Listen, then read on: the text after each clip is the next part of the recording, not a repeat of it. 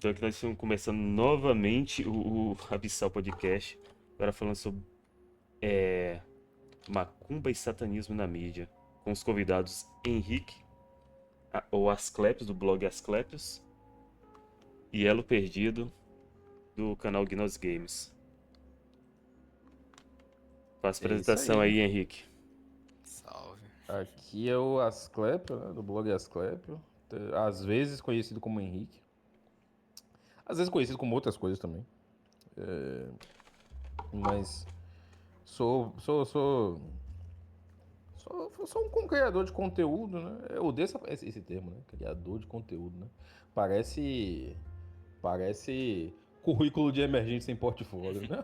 É Ultra High Net Worth Private Banking Full Wealth Orchestration Optimization na Rothschild. Como posso ajudá-lo? Asclepio, Rothschild, como posso ajudá-lo? Mas brincadeiras à parte, eu faço conteúdo aí com o Matheus Tibúrcio, né? No Mangate Não, né? Que é meu canal lá com ele, conjunto com ele no YouTube, né?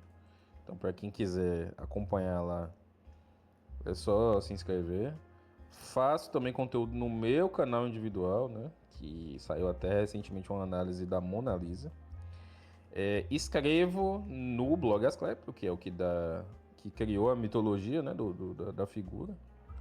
E que também tem seus textos transpostos para o Substack.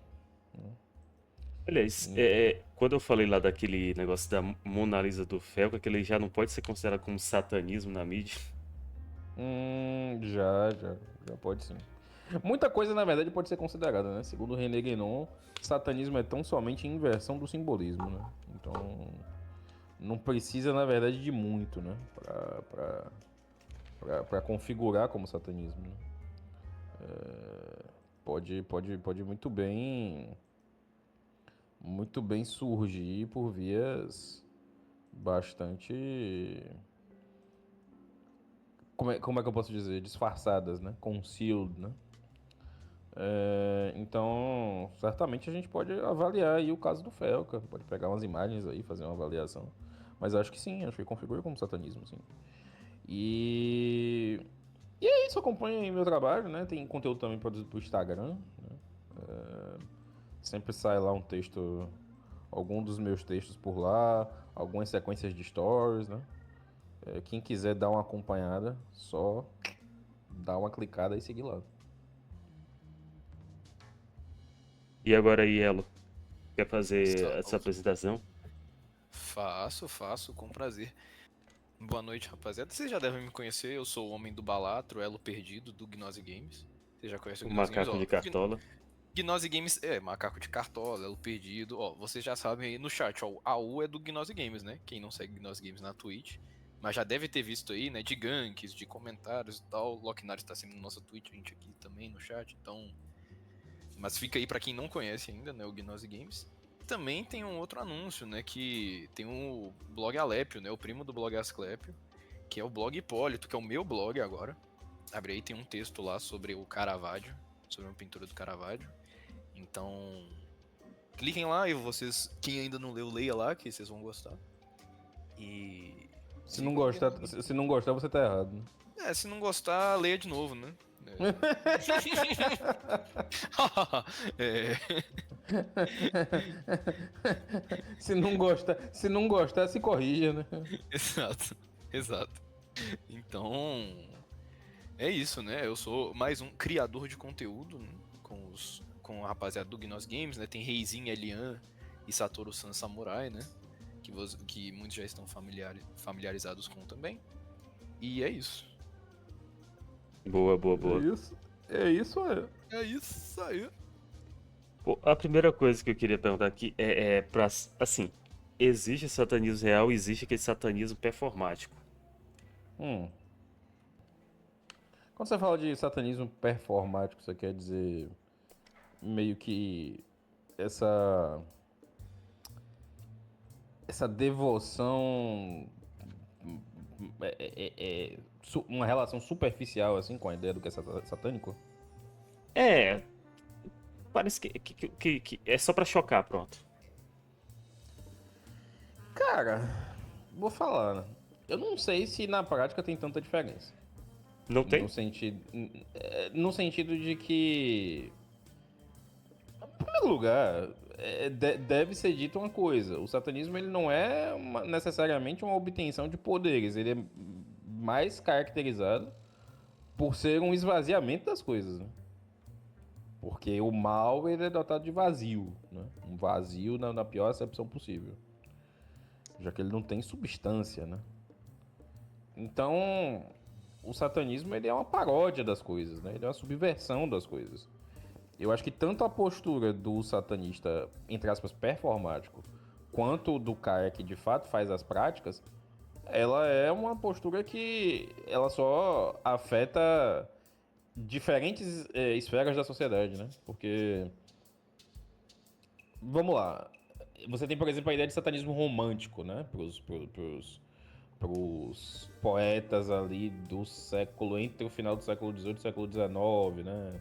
Shelley, Byron, né? O próprio William Blake.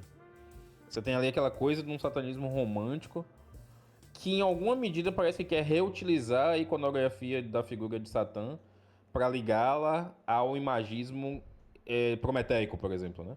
De que na verdade Satã ele não, é a famosa reedição gnóstica, né? Você escreve uma fanfic sobre as estruturas sagradas e aí você vai e começa a dizer que na verdade Lúcifer era um visionário e que ele era só um rebelde, né?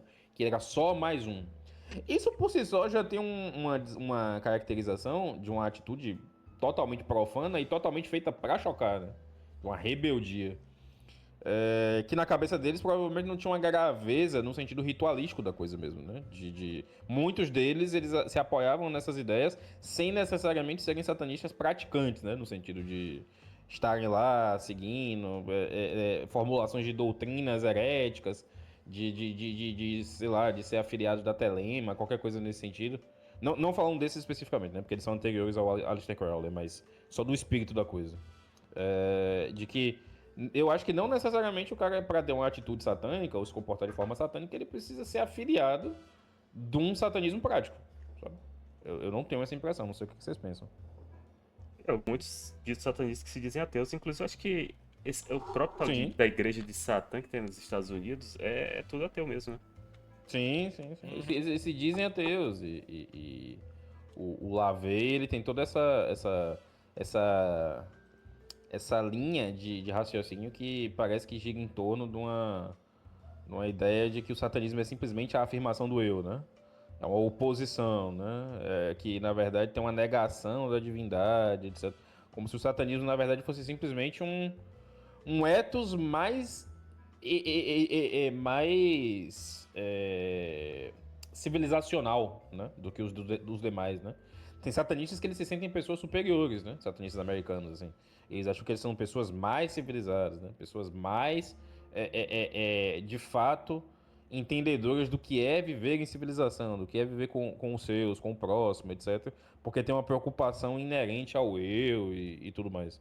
Então, assim, eu acho que o cardápio, nesse sentido, assim, do que pode ser considerado como satanismo, ele é bem amplo, sabe?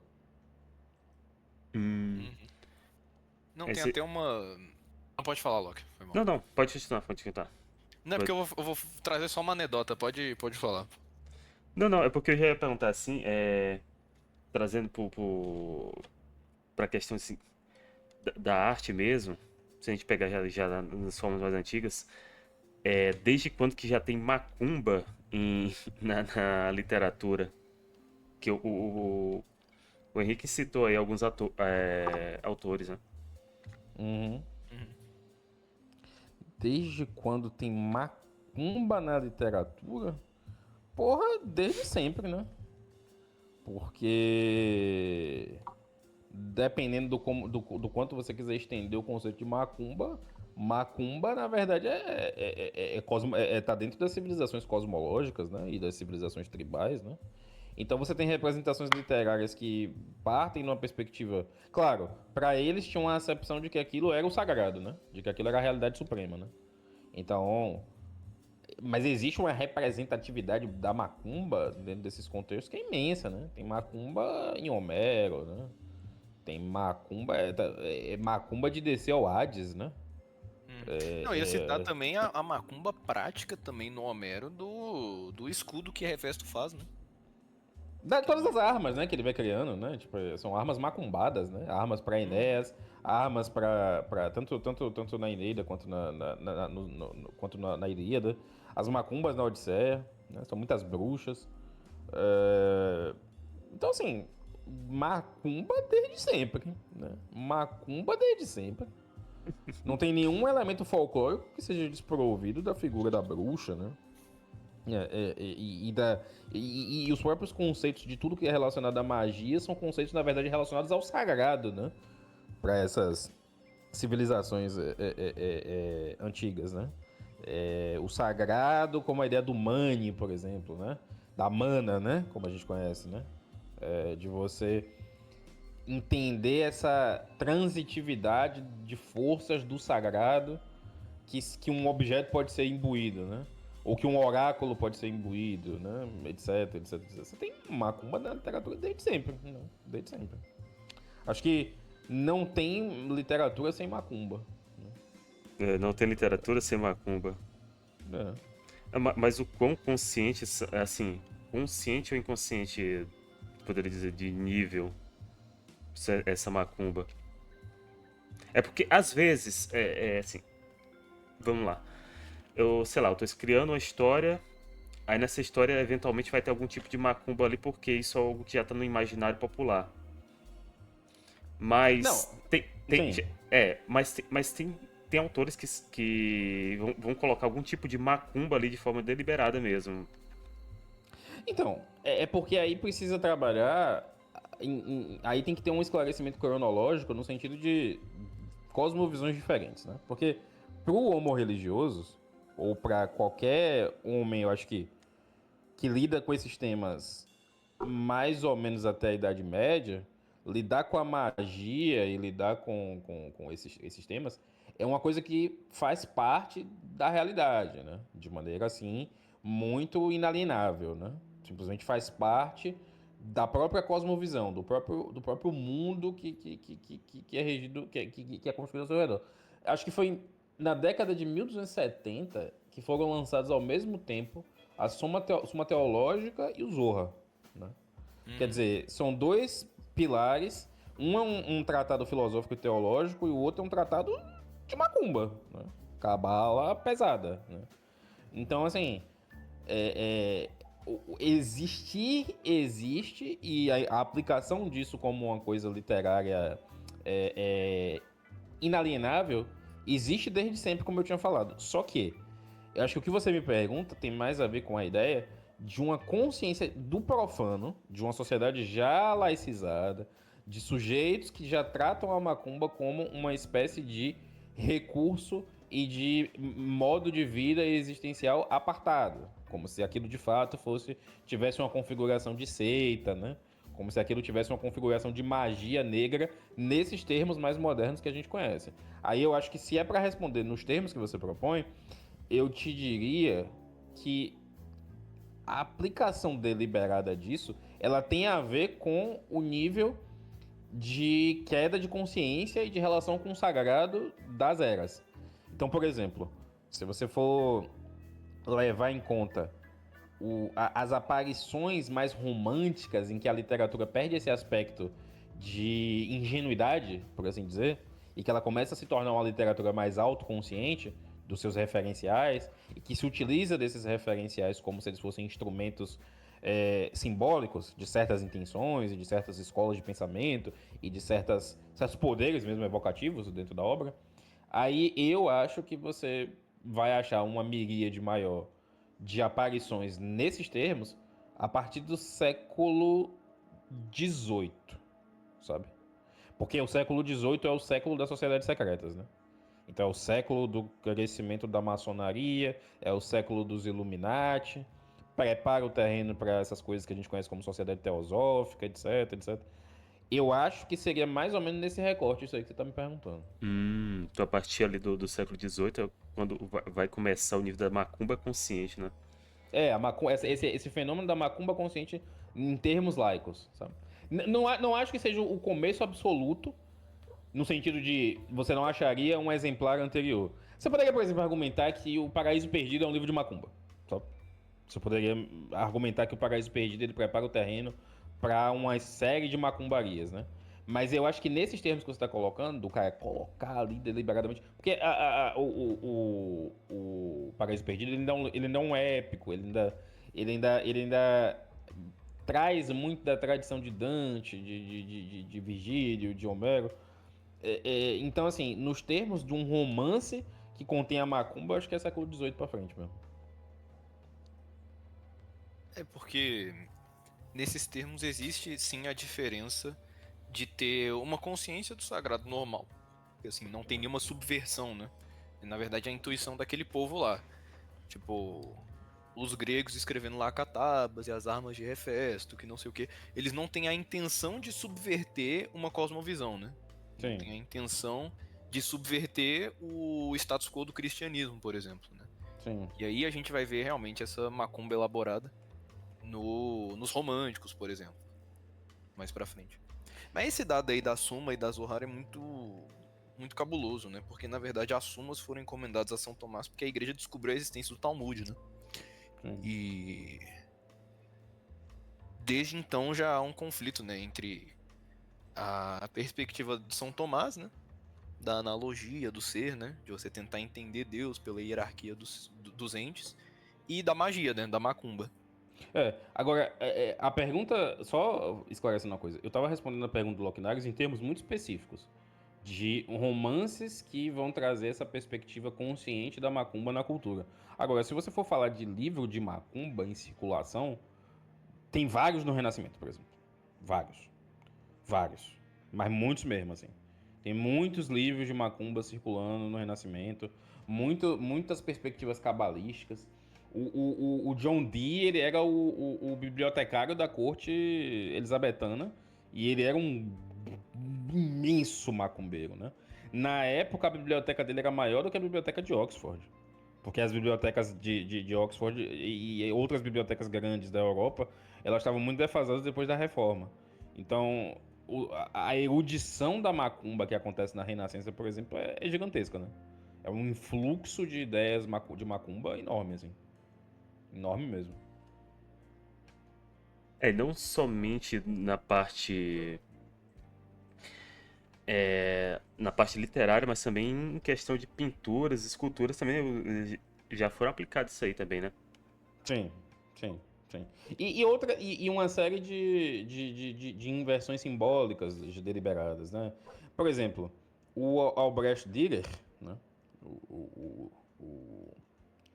o pintor germânico, que é um dos pintores que o Heinrich Wölfling considera como um exemplo do estilo linear na pintura, ele é atribuído a ele, salvo engano, uma estilogravura que contém a primeira subversão do símbolo da justiça, né? Que é a primeira inversão simbólica do símbolo da justiça, salvo engano, que aparece no imaginário popular, apareceu por uma estilogravura do Dürer. Porque essa imagem que a gente tem hoje da justiça cega, ela não é a imagem da justitia romana, né? A justitia romana não era cega. Mas a justiça que a gente vê hoje, ela na verdade ela é uma corruptela que tem a ver com o símbolo da fortuna. Porque o símbolo da fortuna originalmente era da cega com a balança ambivalente, né? Porque a fortuna ela não escolhe, né? Quem ela vai agraciar. E a ideia do símbolo da justiça como uma justiça cega, salvo engano, aparece pela primeira vez no estilogravura do Dürer, né?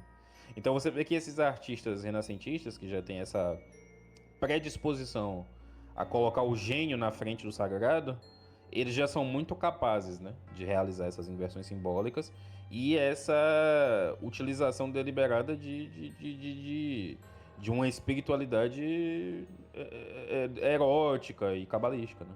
Isso é uma coisa que aparece o tempo inteiro na Renascença.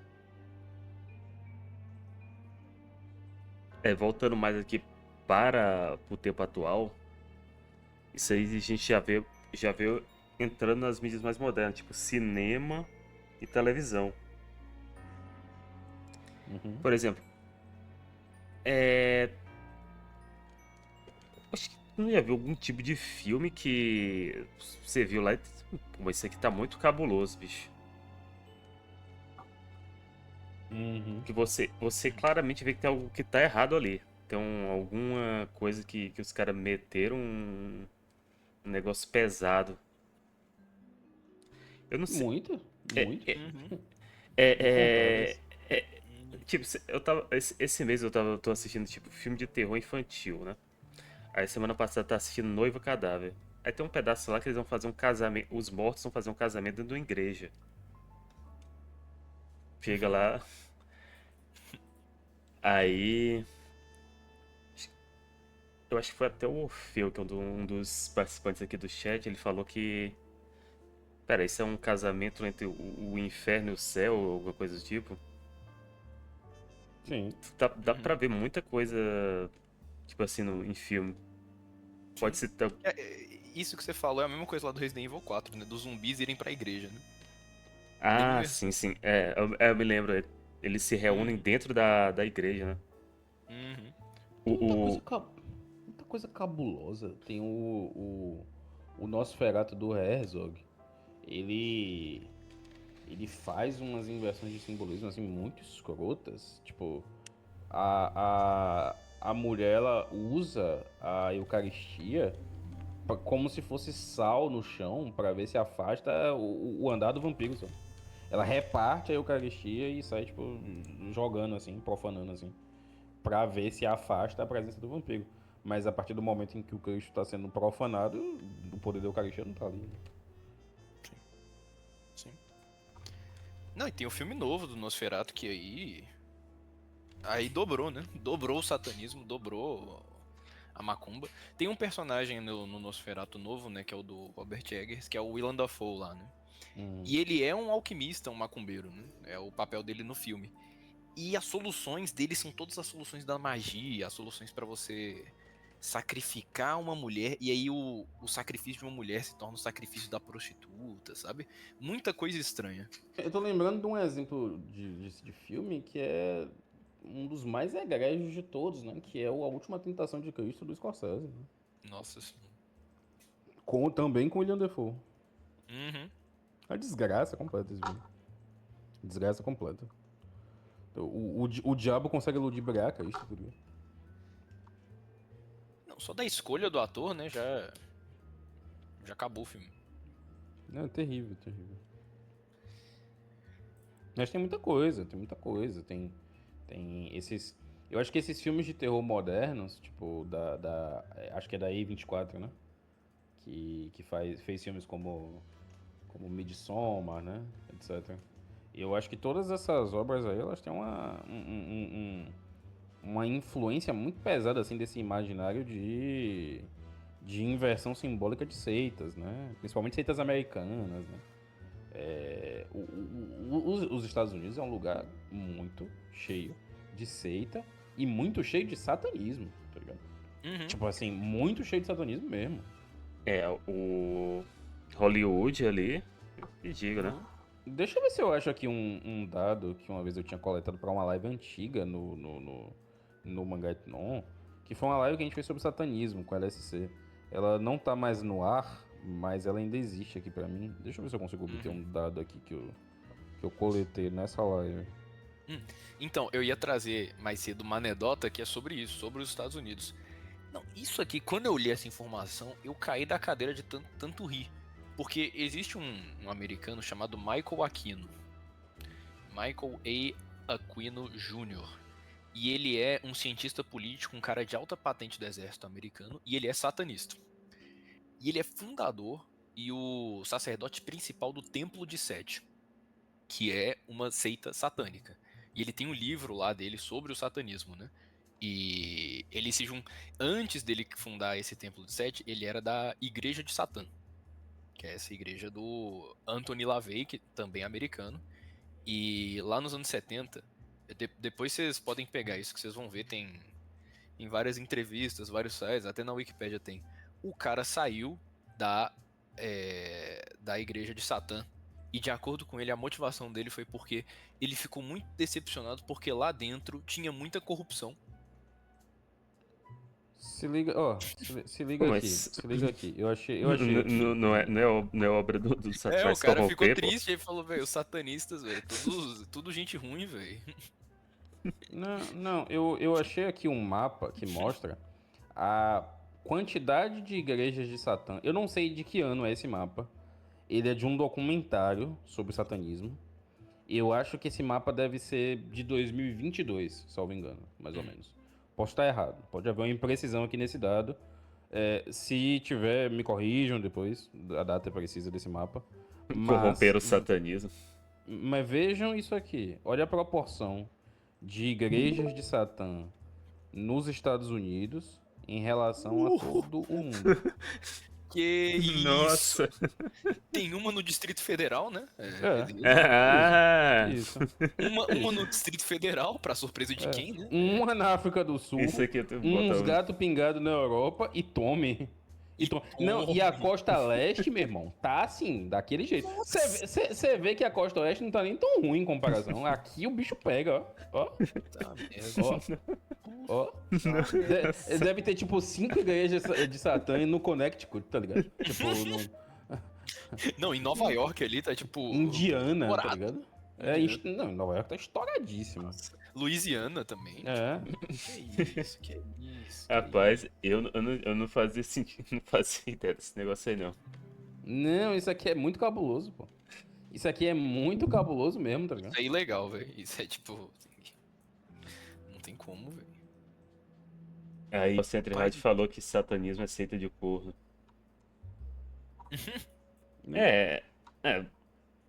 e- O bicho que já tem lá tem 2 chifres, né? Então você já imagina.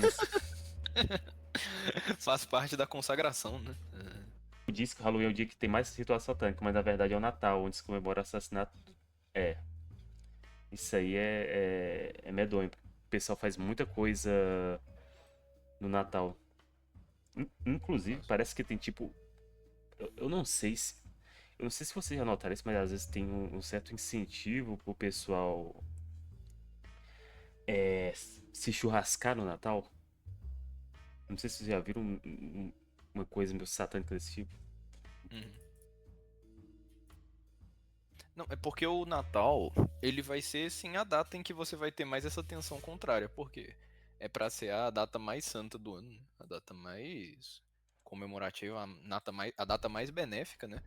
Então, todas as forças do mal que estão no mundo, elas vão quintuplicar, elas vão aumentar muito o seu trabalho, né? Vão trabalhar overtime, né? Vão fazer hora extra no mundo, porque é natural que o mal tente impedir o bem, né?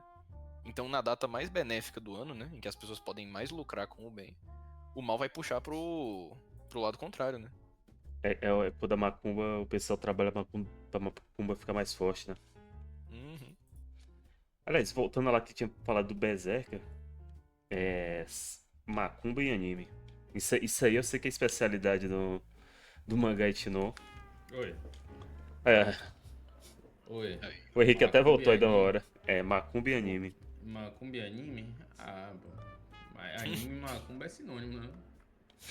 Anime é macumba. Não tem um sem o outro, é Eu- queijo eu- e eu- eu- goiabada, é Romeu e eu- Julieta. Eu nunca. Eu não vejo anime que não tem macumba, né? É Me Claudinho e personally, Bochecha. tá ligado? Me personally, eu não vejo anime que não Não, tem macumba. isso aí é próprio do japonês mesmo? É porque. Foi na É hora. porque o japonês ele tem uma espiritualidade muito estranha, né? Tipo, no sentido de que ele tem uma espiritualidade muito poética, né? Ele consegue dar uma forma aperfeiçoada e artística para as coisas. Eu acho que em qualquer craft que ele se aplique, né? Seja servir chá ou até mesmo absorção e incorporação de mentalidades religiosas. Eu não acho que eles tenham, em geral, uma assimilação muito boa da mentalidade cristã, de modo geral. Acho que são exceções os que conseguem fazer isso bem.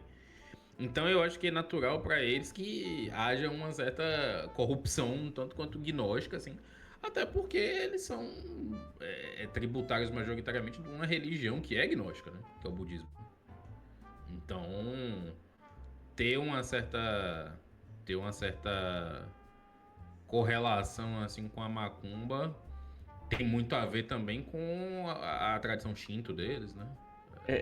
Que eu ia até perguntar isso, porque o quanto que influencia tanto o budismo, o shintoísmo, e ainda teve isso aí depois que os Estados Unidos chegou lá, que simplesmente enfiou um monte de...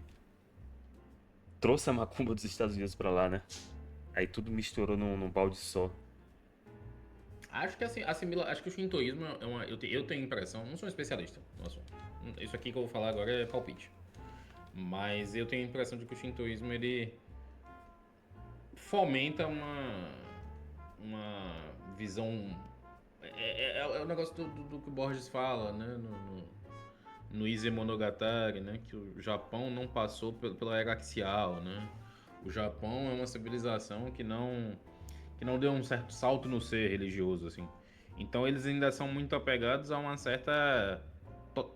Não seria preciso dizer totemização, mas uma certa objetificação, um certo apego ao símbolo e ao talismã, assim.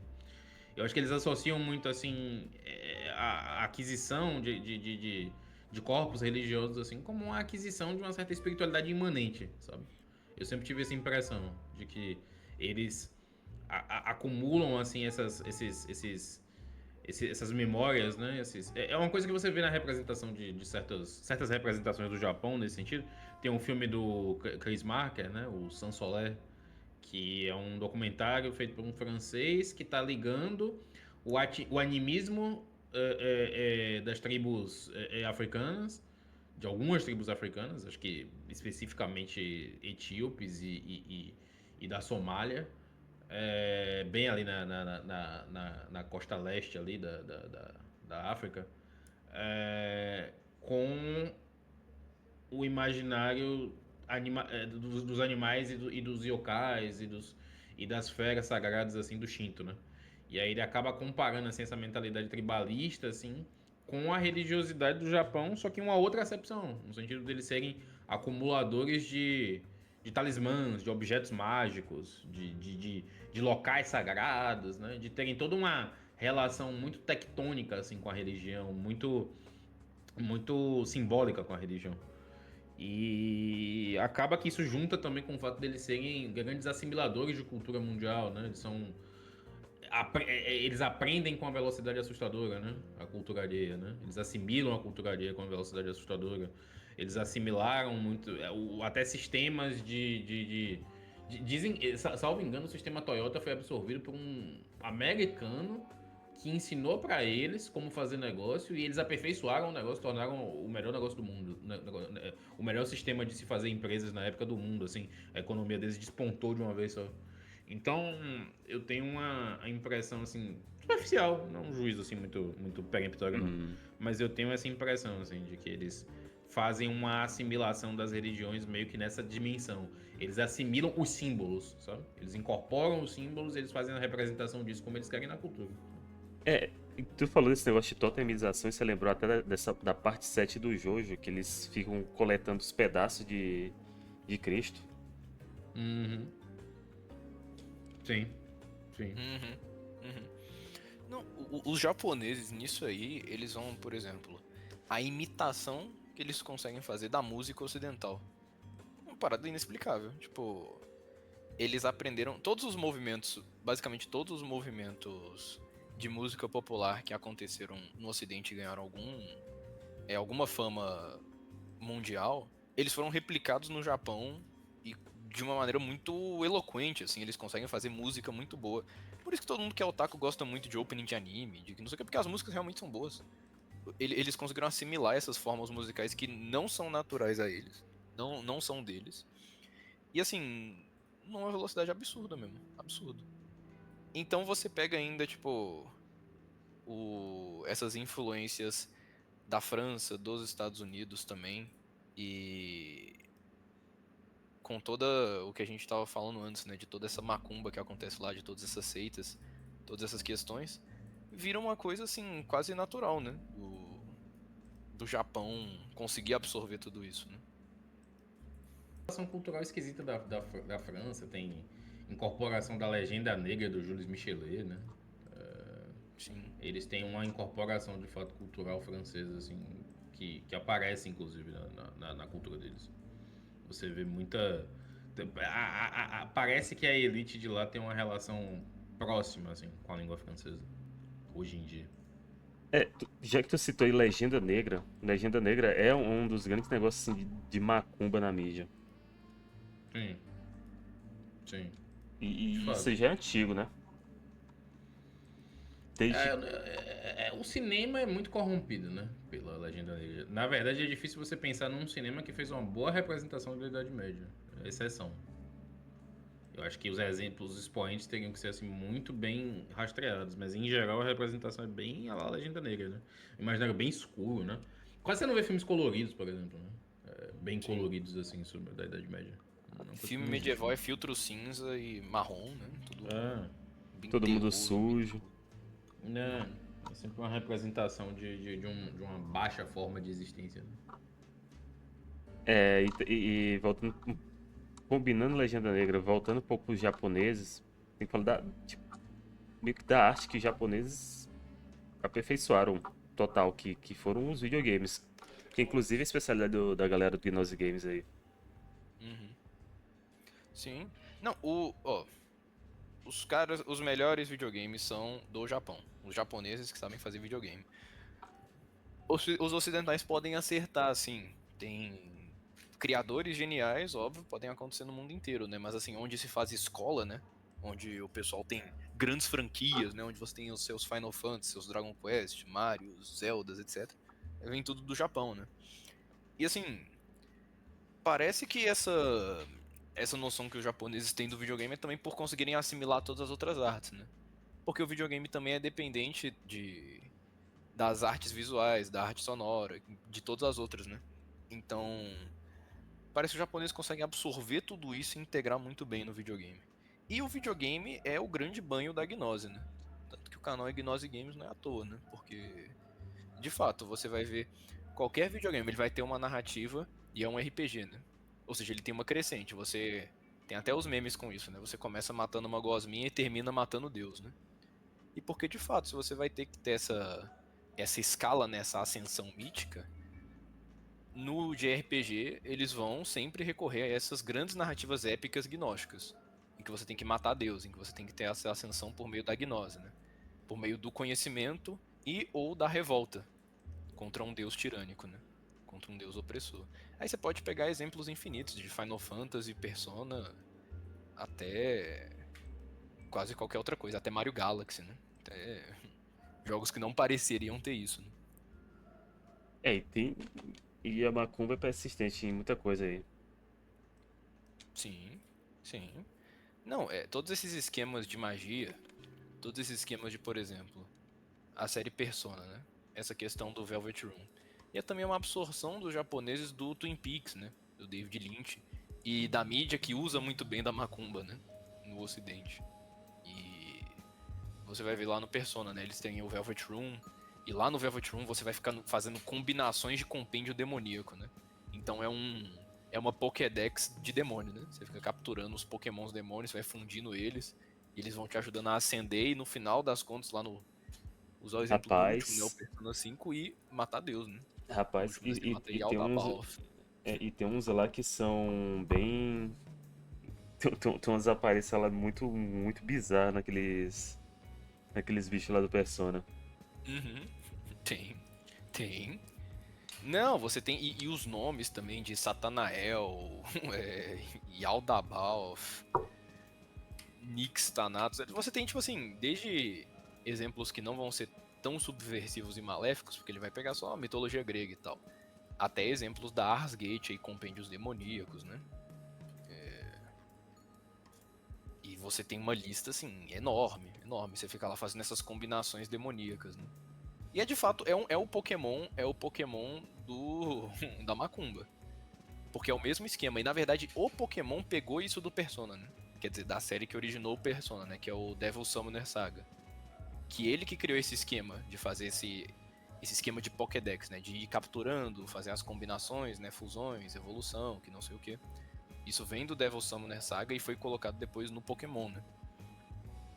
Então, mesmo que o Pokémon não seja macumba, a origem desse mecanismo aí é desse compêndio demoníaco, né?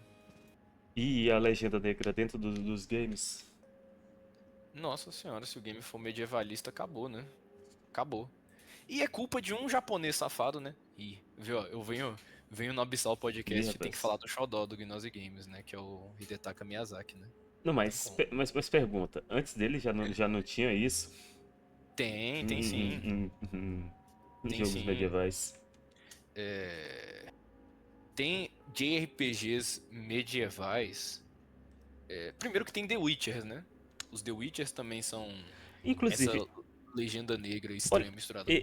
tem uma coisa que eu achei engraçado no The Witcher 3, quando eu joguei ele. A campanha principal é aquele negócio muito escuro, muito sujo. Caricatura da igreja queimando bruxa nas ruas, queimando o livro, estão caçando todo mundo. Aí tem a DLC dele, que eu acho que é Blood and Wine, eu acho que esse é o nome, né? Uhum. Já é um local completamente colorido. As histórias são tudo baseados em contos de cavalaria medieval. Pô, Uhum. como é que o jogo saltou disso, de uma apresentação tão bizonha, pra uma tão vívida, assim, bem mais, bem mais próximo do que a Idade Média? Sim. Cara, eu não joguei essa DLC do The Witcher. Eu joguei, tipo, eu nem cheguei a zerar, né? Mas eu joguei umas boas horas aí da campanha principal do The Witcher 3, né?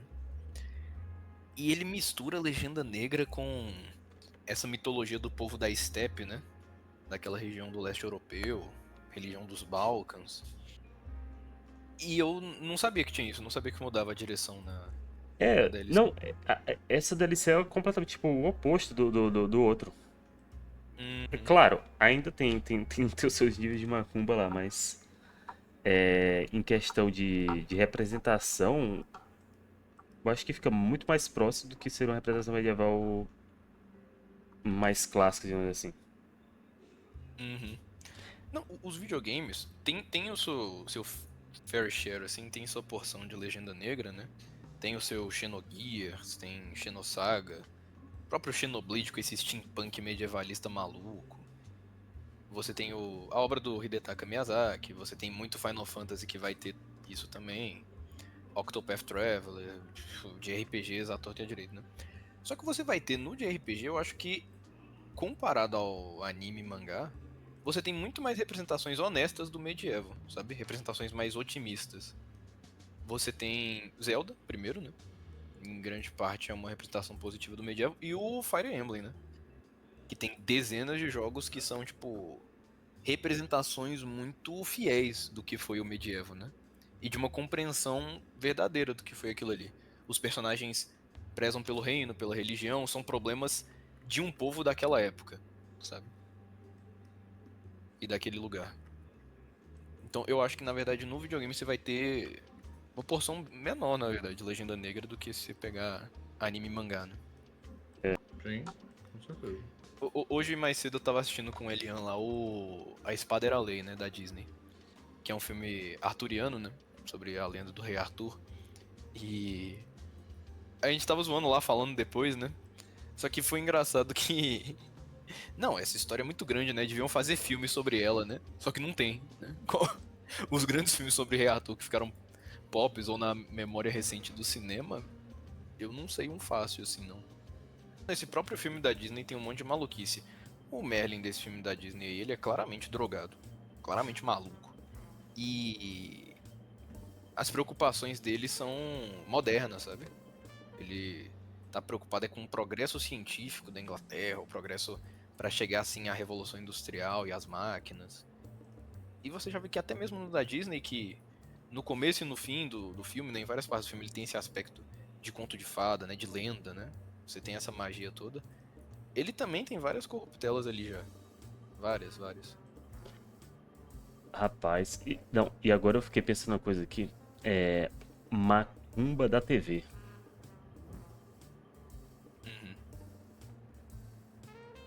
Macumba da Que- TV? Baixa Ah, macumba. Baixa macumba, vamos dizer assim. É baixa porque. macumba? É Você tem algum porque. exemplo em mente?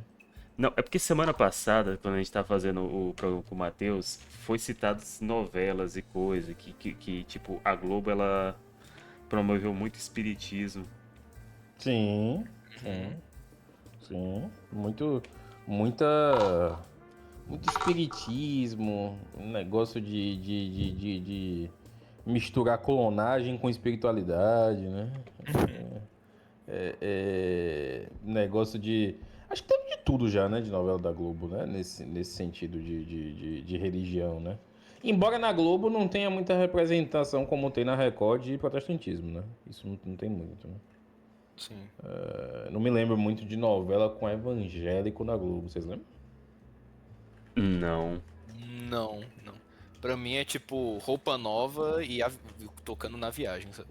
Não, Sim. não, Essa é a Globo imagem pra, mental. não, Globo pra mim, os caras, eles sempre, ou é macumba ou é espiritismo, que é a mesma coisa, né? Porque eu fiquei, semana passada, assim, pra ver quanto eu sou ignorante nisso aí, semana passada foi que eu fiquei sabendo que a macumba veio do espiritismo.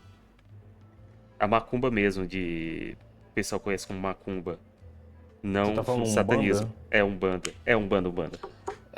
O candomblé não vem do espiritismo, mas até porque o espiritismo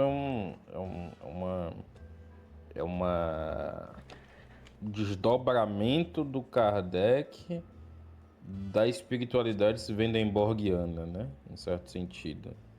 Que é a espiritualidade que está ligada a essa noção de plasticidade da alma, né? De você poder modificar a alma e as essências, etc. Você ter um domínio sobre isso aí. Você obter uma espécie de domínio sobre esse negócio. Agora, a, a espiritualidade, o espiritismo em si, ele vem disso daí. E aí você tem a união disso aí com o candomblé, né? Que é o que a gente entende como umbanda. Mas tem a macumba pura também, que é o candomblé, né? O candomblé não vem do espiritismo, não. O que junta com o espiritismo e vira um negócio de macumba mesmo é a umbanda, né? É porque a umbanda ela vai ser mais popular mais acho que sudeste e sul, né? Mas aqui na Bahia, por exemplo, o que domina é o candomblé, né? Mas a TV foi tomada pela questão da revolução sexual, né? Uhum. Ah, totalmente. Totalmente. Aí você vê É o grande veículo da revolução sexual. Tinha banheira do Gugu, né? E tinha teste de Não, fidelidade. Para. não, e TV assim, brasileira foi. assim, existe alguma Botou. relação dessas coisas em si com satanismo e macumba? Tem no sentido de das muitas inversões simbólicas, né, que aparecem, né? Porque pro René Guénon, satanismo é inversão simbólica. O que é inversão simbólica? É um uso alienado de um símbolo, né? É uma alienação de um símbolo. Então você tem um símbolo, ele representa uma coisa específica. Ele tem e ele se coaduna dentro de uma certa hierarquia, né? Então vamos supor que você queira fazer uma representação de Saturno, na qual Saturno na verdade exerce exerce o poder do Sol. Aí você tem uma inversão do simbolismo, porque Saturno ele tem um lugar específico na hierarquia. Saturno não pode simplesmente ser um jack of all trades, assim. Ele não pode simplesmente querer ter a mesma soberania cósmica que vai ter o Sol. Da mesma forma, você tem uma corrupção cultural a partir do momento em que o sexo se torna uma prioridade, porque o sexo naturalmente modifica as prioridades das relações que uma vez foram sagradas para prioridades voluntaristas e profanas, né? Na qual a hierarquia necessariamente não pode imperar. Então, a partir do momento que a hierarquia ela é destronada, né, dentro do contexto da cultura, dentro das formas culturais, e que você tem uma desensibilização para o sagrado, o reino do profano ele é arbitrário, né? Ele se utiliza das coisas de acordo com sua vontade, de acordo com seus desejos, de acordo com sua capacidade de domínio e de exercício da vontade, né? Então, nesse sentido, a revolução sexual é um facilitador da alienação das formas, sem dúvida. Assim, eu falo de forma ignorante, mas às vezes quando eu falava em relação à seita, a coisa desse tipo, eu sempre falava que tudo isso aí é desculpa pra fazer suruba. Mas é, né? Uhum. Mas é. Com certeza. Com certeza. Com absoluta certeza. No final, tudo se resume a suruba, né? O Aleister Crowley, quando ele fundou a Abadia de Telema, ele tinha. A Abadia de Telema era na Sicília. E ele levou pra lá a mulher e a amante, né? Ele morava com as duas lá. A viagem lá dele pro Egito foi com a amante também. Foi. É, é. Não, é tudo um surubão.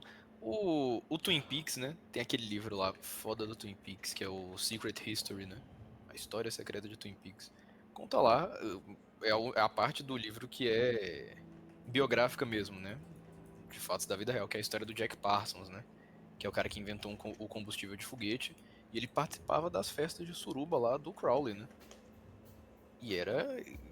Ele descreve lá que lá naquela mansão do Crowley tinha uma pintura enorme de Pan, né?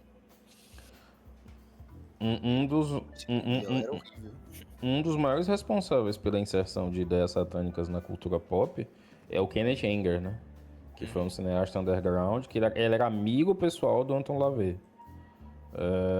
E o Kenneth Anger, ele queria transformar os Rolling Stones num culto satânico, num culto a Baco, sobretudo, em público, né? Então eles queriam transformar o Mick Jagger num deus vivo, né? Ele queria que de fato causar um efeito nessas celebrações de massa, nesses shows, um efeito de fato de substituição do sagrado, né? E ele queria fazer com que todas essas obras dele, né? Ele fez um filme bizarro chamado Lucifer Rising, por exemplo, que é uma ideia de que essa é a era de Lúcifer, né? Que nós estamos inaugurando. E isso de fato teve efeitos devastadores dentro assim, dentro da cultura, porque ele tinha muita influência dentro do cinema B do americano. Ele era amigo de muita gente do cinema B americano, muita gente da produção, inclusive, do cinema americano. Muitos dos mecenas dessa galera daquela época eram envolvidos com esses caras, sabe? Eu posso trazer mais detalhes algum dia, assim, até fazer uma pesquisa assim mais elaborada para a gente acompanhar alguns fios narrativos, mas você tem um show do Hell's Angel lá, por exemplo, que se transformou basicamente num sacrifício satânico, assim. E não era nem por questão sexual apenas. Era uma questão de liberação do poder de controle social. Tanto que não tinha. Os crimes que aconteciam nesse contexto não eram crimes sexuais, não eram crimes de estupro. Eram assassinatos mesmo. As mulheres ficavam andando nuas e os caras espancavam elas, sabe? Uhum. Pô, agora que tu tinha falado do show e do Rolling Stones, música. O Uhum. quanto de macumba tem em música? Então, tem um exemplo aí muito próximo, né? Que falamos agora de Crowley, né? De Telema. E a gente tem o Raul Seixas aqui, né? Que fala lá explicitamente nas músicas dele lá, que é a lei da Telema, né? Faça tudo, pois tudo é da lei. E ele era telemista, né? Telemista, explicitamente. E na questão, especialmente do rock, né? Especialmente do rock, você vai ter isso tudo explícito, né? Os Rolling Stones também, né? Tem a música lá, Sympathy for the Devil, né? A simpatia pelo cão. Então, não tem como fugir disso. Não tem como. É meio que onipresente aí no mundo da música pop. É, da música pop, no geral, já meio que se enraizou, né? Em algumas clássicas mais antigas. Tem.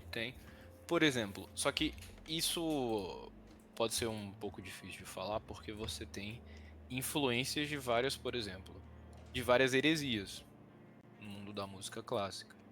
Então você tem a relação do Bach com o pietismo. Mas como isso vai influenciar de fato na composição, não vou saber dizer. É porque é difícil, né, fazer esse rastreio aí, né? Porque as formas também são muito complexas, né? Por exemplo, Liszt tinha um fascínio pelo cão, né? Claramente, assim. Tipo, Uhum. tinha um interesse pela morte e por temas necrófilos e nefastos. Uma certa fascínio, assim, sympathy for the devil, né? Mas, ao mesmo tempo, ele era um católico bastante devoto, assim, né? E isso aparece em muitas das peças dele. Então, Mozart era maçom, mas como que, o quanto que isso aliena o princípio estético dele, né? Tipo, Uhum. é meio difícil, né, de você botar o dedo em cima. Sim. O que dá pra fazer mesmo é pegar o que o E. Michael Jones faz muito bem, que é a partir do Wagner, né? A Sim, partir do porque, Wagner porque, você porque tem aí a um projeto. alienação é muito grande, né? Uhum. E tem um projeto, e dá pra você ver o rastro, né? Dá pra você ver que o que ele queria fazer é fazer a síntese de todas as artes, né? Ele tinha um projeto realmente de Urgrund Nietzscheano, né? De abrir o chão, de modular tudo, de criar como se a arte dele fosse um novo mundo, né? Uma segunda criação que mistura tudo e é tão real, tão palpável quanto incomparável com qualquer coisa que veio antes, né? Então, no caso do Wagner, a partir do Wagner ali, né? Em século XIX, dá pra você começar a rastrear já. E o Wagner vai ser o pai dessa música disruptiva, que depois vai dar na música clássica moderna, né? Que são os caras que estão compondo coisas que ninguém entende, né? Mas você vai ter também esse germe que vai ser a música pop, né? Da música disruptiva, do rock and roll, né? De você querer quebrar tudo, né? Então, ali você já tem esse projeto de romper com tudo, né? Agora que eu tinha falado de rock, eu lembrei daquele. Não é a Rita ali em si, mas os Mutantes, né? Tem um álbum deles. Que tem uma música lá que é bem satânica mesmo. Ver se eu consigo O, encontrar. o Ando Meio Desligado e tem o Ave Lucifer lá. Se Ave Lúcio. Literalmente o nome da música é Ave Lúcio. Sim, sim. Não, macumba, macumba, macumba. E lá tem aquela capa lá é uma recriação de uma ilustração do Doré lá pra Divina Comédia, né? Que são os mortos que ficam saindo do chão, né? E no Brasil, você vai ter Raul Seixas, que vai ter todas essas influências, você vai ter Tim Maia, que vai estar misturado com Seita também. E os exemplos são inúmeros, né? Tem uma live, eu fiz a live lá no Manguete Non com o Matheus sobre o Angra, né? E o Angra é uma banda que tem muita gnose, muita macumba. Tava de ouvir muito Angra, principalmente quando era adolescente. E eu lembro que eu vi aquelas representações das capas do Angra. Eu lembrava muito daquelas imagens renascentistas. Uhum. Não, o Angra, sou fã. Sou fã até hoje. Não tem como, E acho, eu acho. acho que isso é muito. Tá muito na galera do Power Metal, né? Uhum. Sim, isso você vai ter com mais consciência nesse metal europeu, né? No Power Metal, que Power Metal é coisa principalmente de europeu, né? Eles vão ter as elaborações mais gnósticas, assim. Tipo, conscientemente gnósticas, assim, né? Vai ter mais eloquência pra falar desses temas, né? E os álbuns do Angra foram, os primeiros dois, né? Foram produzidos na Alemanha, né? Então ali tá junto com a turma do Halloween, do Blind Guardian. E eles também vão ter todo esse contato com você reorquestrar esses mitos pagãos e você ter uma visão de legenda negra da cristandade, etc, né? Pô, isso vai estar muito, muito presente nessas bandas, mesmo. E você vai ter no metal os casos mais egrégios, mais escrotos mesmo, que é caso desse Black Metal, satanismo, né? que vai ser black metal e death metal, né? Eles vão ter ali realmente profanação e Rapaz, blasfêmia gratuita. eu lembro que eu tinha lido uma vez aqui a história daquela banda Mayhem. Tinha um dos Uhum. integrantes lá que era o Dead. O cara literalmente ele andava com um pássaro morto na roupa pra ficar com cheiro de putrefação e ficava o tempo todo enterrado também. pra ficar Não, isso com é... um Essas um histórias do fetiche muito Mayhem. bizarro, pô. Não, essas histórias do Mayhem são escrotas, escrotas. Não, não dá. Não dá. Não, e esse mesmo sujeito aí, ele teve um fim igual o Kurt Cobain. Aí foi. Uhum. Um dos integrantes foi lá, simplesmente tirou a foto e publicou como no próximo álbum. Sim, é a capa do álbum lá. Não, horrível essa história do Mayhem, horrível. Os caras Sugismundos, não, acho tudo grotesco, tudo Não, grotesco. é um negócio bizarro que chega a lembrar os orcs dos Seus Anéis. Uhum. E agora falando de orcs dos Seus Anéis, eu lembrei de uma coisa que Burzum, né? Burzum é literalmente escuridão na língua negra. Esse negócio de Burzum, esse álbum aí do Burzum é uma das coisas mais feias que eu já escutei, que eu já vi na minha vida. É peido sonoro por 1 hora, assim, estourando assim. Não, muito ruim mesmo. Toda essa tradição do black metal e death metal é blasfêmia gratuita, violência verbal e violência sonora. E tudo isso acompanhado de muitos de requintes de satanismo, né? De você querer fazer toda essa subversão dos símbolos, né? E toda a profanação de toda a religião, de todo porque satanismo em que sentido? No que o Henrique tinha falado do Guénon, né? Dessa inversão do simbolismo. Então ele vai pegar os símbolos cristãos, os símbolos do folclore local de onde vem essas bandas, né? Muitas são da Noruega, da Finlândia e da Suécia, né? Então eles vão pegar os mitos locais lá, os mitos fundadores, a história deles e vão inverter tudo, né? Vão colocar, vão, como diz os Rolling Stones, né? Painted black, né? Pintar tudo de escuridão, de negro, de inversão mesmo, de fascínio pelo mal, de tudo que há de pior no mundo. Ah, tinha falado do peido sonoro, aí tem também a inversão da qualidade. Que é Sim, os caras sim. propositalmente fazem um negócio ruim, que é pra incomodar mesmo. Sim. Não, os caras do black metal, eles têm condições de pagar uma boa produção, sabe? Microfonar bem os instrumentos, entendeu? Gravar bem. Depois tem um engenheiro de áudio lá que deixa o som do álbum bonito, deixa o som limpo. Mas eles gostam de gravar com uma TechPix e um iPhone 4, sabe?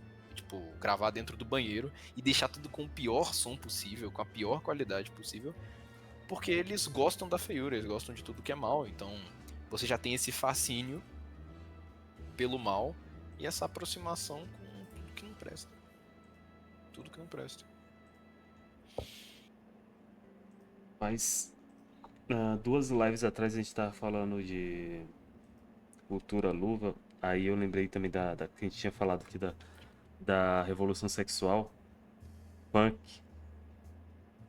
que é um negócio Nossa. propositalmente ruim. Uhum.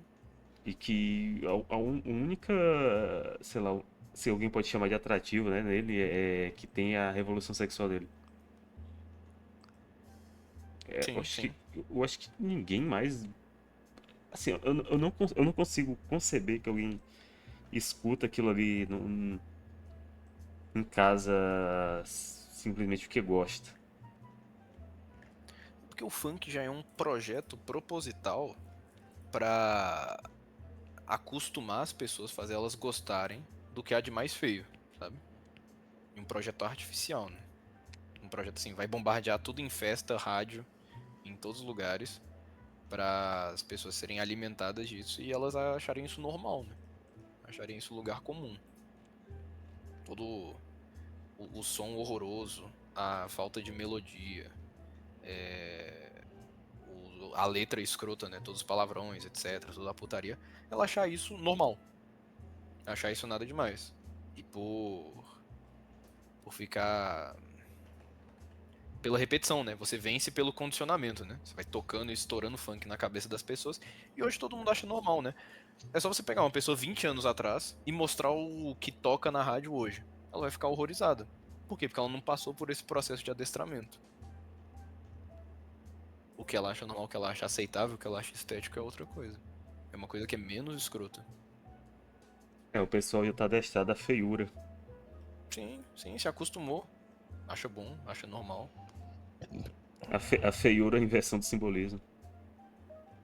É isso aí, o Santo Agostinho até fala, né? Fala que é um fenômeno que os gregos chamavam de saprofilia, né? Que é amor ao feio. E é o que acontece com esse negócio de funk, de black metal e de todas essas manifestações que são propositalmente grotescas, né? Só queria agradecer pelo convite mesmo. Convidar o pessoal para acompanhar nossos conteúdos aí nas mídias todas, né? No Instagram, por texto, pelos canais. E eu acabei de ver que minha análise simbólica da Mona Lisa chegou a 666 views, né? Então eu tô muito preocupado, né? Que no meio dessa live esse absurdo tenha acontecido, né? Realmente, assim, muito preocupante isso. Vou tratar de aumentar aqui essa view agora, né? Porque não dá. Mas tirando isso, acho que tá tudo certo. Satanismo é inversão do simbolismo. Mantendo isso em mente, você consegue entender melhor o que está acontecendo, quais que são as alienações que estão sendo feitas. É sempre um fantasma, uma imagem que busca fazer que tem um erro fundamental. Que tem alguma coisa de errado, embora tudo mais pareça estar certo. O pior tipo de satanismo é o satanismo que faz com que você acredite que não tem nada de errado com ele. Né? The biggest trick that ever has ever pulled was convincing the world he didn't exist, né? É basicamente isso aí. Então, fiquem atentos e busquem entender os símbolos para poder se precaver contra isso daí. Né? E aí, Elo? Mas só agradecer o Loquinarius, né? Pelo convite. E convidar todo mundo, né, que não conhece ainda, não viu, ver o meu blog aí, eu botei o link. Seguir o Gnose Games aí também na Twitch, né? Que é só clicar no handle, né?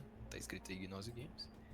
E pra galera, ó, não fiquem preocupados, pode escutar Angra sim, é massa, mas saiba que quando tá escrito lá no título da música Lullaby for Lucifer, que tem coisas estranhas sim. E, e é isso, no mais é isso. Obrigadão aí todo mundo que assistiu, o Loquinarius também. Pergunta final. As cartinhas do Yu-Gi-Oh! São satânicas ou não são? São. São. São. Então dá. Short answers, yes. Sim, O com Datena tava certeza. certo. Tava. Com certeza. Dito isso, o Yu-Gi-Oh! É muito legal. Mas tava legal. Mas tava certo, sim.